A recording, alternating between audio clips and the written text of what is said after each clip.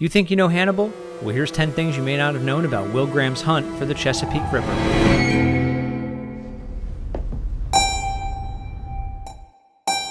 Hannibal was on a fast track to broadcast before a script was even written. Brian Fuller, a former writer-producer for NBC's Heroes, was brought onto the project in 2011. NBC granted the series a financial commitment before the pilot was written and decided to bypass the pilot stage of development based solely on the strength of Fuller's pilot script. David Slade, the director of such movies as Hard Candy and 30 Days of Night, executive produced and directed the first episode of Hannibal.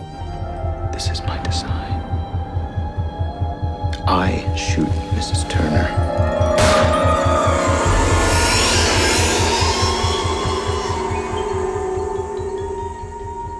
Hannibal's first season was ordered as 13 episodes. This is fewer than a typical network drama, which typically falls into account closer to 30 episodes. Fuller commented on the smaller episode order, saying, quote, "Doing a cable model on network television gives us the opportunity to not dally in our storytelling because we have a lot of real estate to cover. Have you ever wondered how to cook human flesh? No?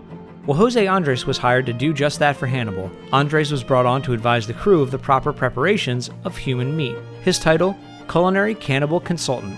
Speaking of food, each episode is titled with a food-relevant word. In the first season, all of the titles are in French, with the second and third seasons being Japanese and Italian respectively. However, according to released episode titles for Season 3, it appears the show will transition to more conventional episode titles halfway through the season.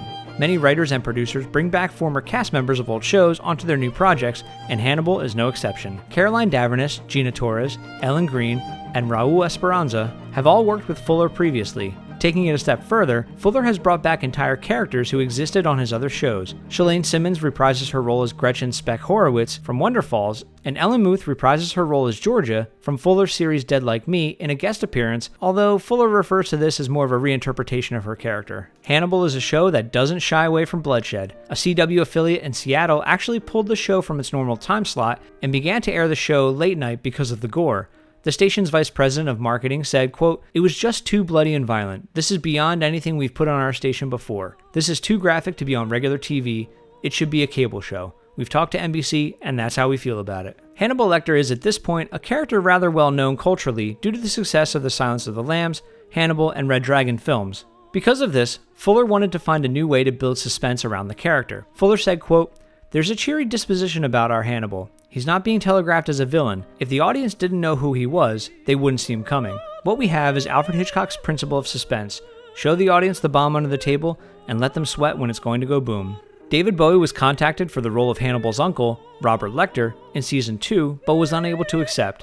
After the show won a Saturn Award for Best Television Series, Bowie's management contacted Fuller about a possible appearance in Season 3.